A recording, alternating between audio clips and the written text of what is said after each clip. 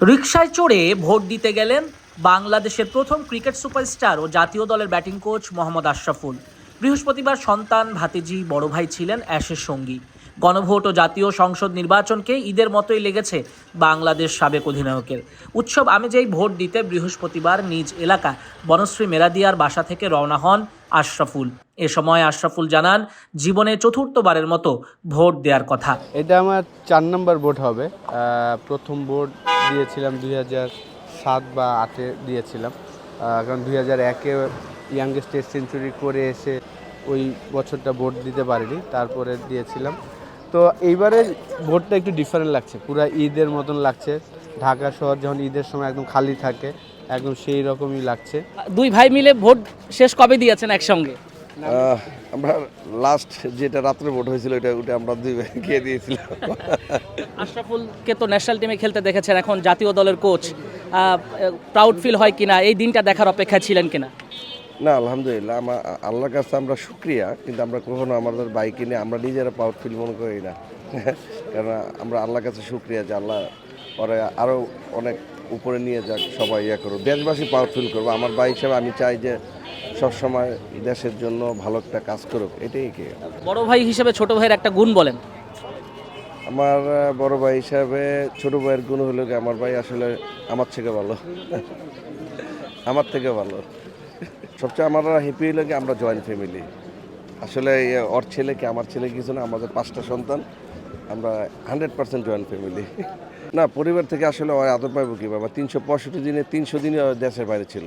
সবসময় মনে করেন যে আমি যেহেতু ফ্যামিলির কাছে সবসময় থাকি, আমি আদর পাইব। যারাই সরকার গঠন করবে তাদের কাছে আপনার প্রত্যাশা কি?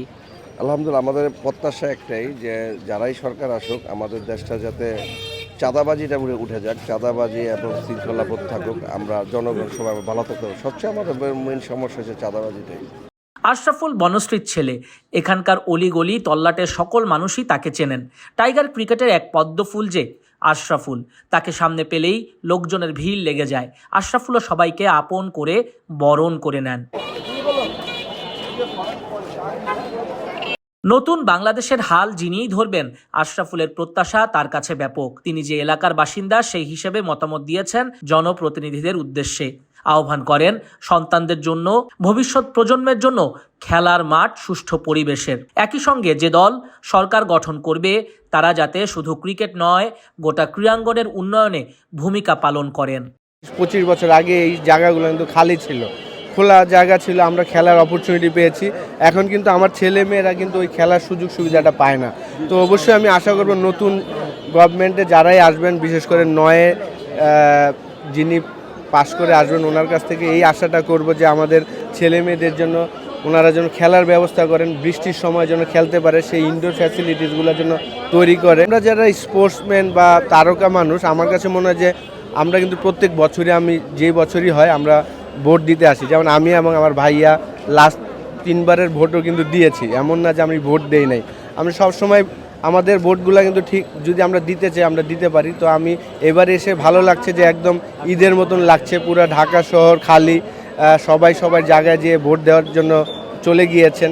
তো আলাদা একটা আনন্দ লাগছে ডেফিনেটলি। অনেক ধন্যবাদ আশরাফুল আপনাকে। নিশ্চয়ই ক্রীড়াঙ্গনের উন্নয়ন করবেন যিনি আসলে নির্বাচিত হবেন। আমরা আশা করব আশরাফুলের যে আসলে প্রত্যাশা জনপ্রতিনিধির কাছ থেকে, সেটা আসলে নির্বাচিত জনপ্রতিনিধি পূরণ করবেন। নাজমুস সাকিব, কালবেলা, বনশ্রী, রামপুরা, ঢাকা।